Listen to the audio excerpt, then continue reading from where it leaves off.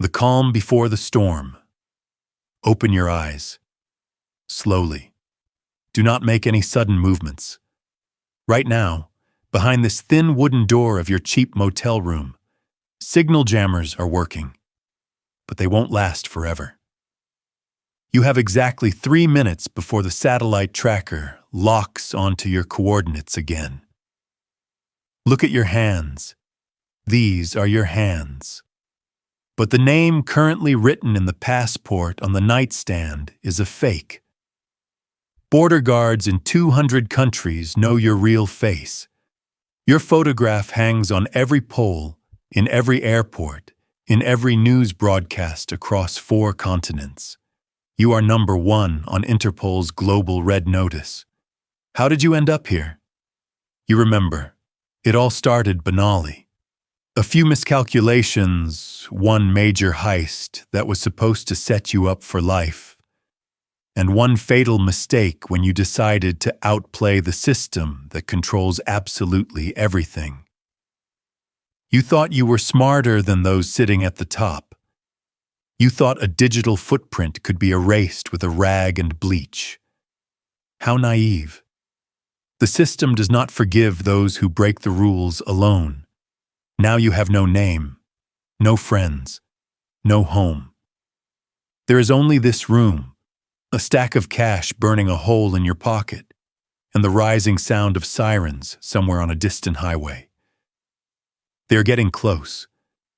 Let's remember how it all went to hell. Where did this lifelong chase begin? Part 1. The mistake that triggered the mechanism. It didn't start on the day of the robbery, and not even when you first got your hands on someone else's access codes. It started the moment you believed you were invulnerable. Do you remember that scent? The smell of expensive plastic, ozone, and the server rack humming on the basement floor of a financial giant. You stood in front of the terminal 3 years ago. Billions of dollars were at stake, scattered across thousands of digital accounts belonging to corporations that hold half the world by the throat. You cracked their security in 40 minutes. It was too easy, too quiet. You transferred the money. You created an ideal chain of cryptocurrency transactions scattered across cold wallets in offshore zones. You walked out of the building with a clear conscience and a cup of cooling coffee in your hand, watching ordinary people rushing about their business, unaware that the person who had just robbed their future was standing next to them at a traffic light. But you failed to account for the main thing. You thought you were stealing from faceless machines, but you reached into the pocket of those who created those machines.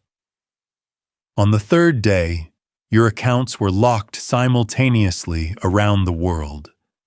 Not because the bank suspected anything was amiss, but because a security algorithm created by military programmers instantly calculated your unique handwriting, your digital signature, which you were too lazy to completely hide. That night you woke up to a strange sound, not a knock on the door, but silence. Suddenly, the power went out in the entire neighborhood. Your smartphone went black, even though the battery was at 100%. You walked over to the window and parted the blinds. Across the street by the curb stood a black van with no license plates. No one came out of it, but you felt it in your gut. At that exact moment, a red dot with your coordinates lit up on the screens of the analytical center in Washington. The game had begun, and you were no longer the one setting the rules. Life on the run and paranoia. 8 months have passed since then. 8 months of living at the bottom, where every passerby seems like an undercover agent, and every phone call is a death trap.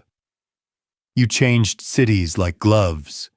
Istanbul, Casablanca, abandoned industrial zones of Eastern Europe, Cold port cities where the police don't ask unnecessary questions if you have a stack of bills without watermarks. You learn to sleep with your eyes open. Any sudden noise in the hallway makes your heart stop. You no longer use the internet. You have forgotten what cellular communication is. Your best friend now is a piece of cheap foil in which you wrap your old push-button Nokia when you aren't using it. But the scariest part isn't even the pursuers. The scariest part is what happens inside your head. Paranoia becomes your second breath. Yesterday, in a grocery store in a secluded alley, you locked eyes with a man in a gray trench coat. He was just buying cigarettes, but for a second, it felt like he was looking at your left ear, right where you have a childhood scar detailed in Interpol's bulletins. You bolted from the store, dropping your bag of food, and ran 3 blocks through the pouring rain, gasping for air and swallowing tears of helplessness. You look into the bathroom mirror of this cursed motel. Who is looking back at you? Your hair has grown out, your stubble has turned into a thick beard, and there are dark hollows under your eyes from chronic sleep deprivation. You look like a ghost of yourself, an invisible man who is everything and at the same time nothing. You are wealthy. Astronomical sums sit in your hidden accounts, but you can't even buy a cup of hot coffee with them legally, because any card transaction instantly activates tracking satellites. You live like a rat in a basement, feeding on canned food and fear. And suddenly, the silence in the room is broken by a sharp sound. Beep. You spin around sharply. The phone in the foil has vibrated. The foil is pierced. The signal went through. Ambush and climax, you freeze. Time seems to stop. A single incoming text message from an unknown number flashes on the phone screen. We are on the 3rd floor.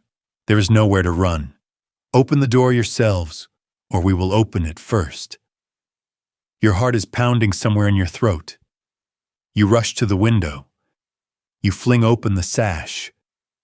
Below, in the light of dim, rain-slicked streetlights, stand 3 unmarked black SUVs. People in heavy tactical gear silently pour out of them. No shouts of "Stop, police!" Only cold, professional precision. They know your every step. They knew which motel you were in before you even checked in. You turn toward the door. A heavy, dull thud. The first blow of a battering ram against the frame. Splinters fly onto the floor. At that moment, you realize the terrifying truth. You were never the smartest hacker on the planet. You never were an elusive criminal who outsmarted the system.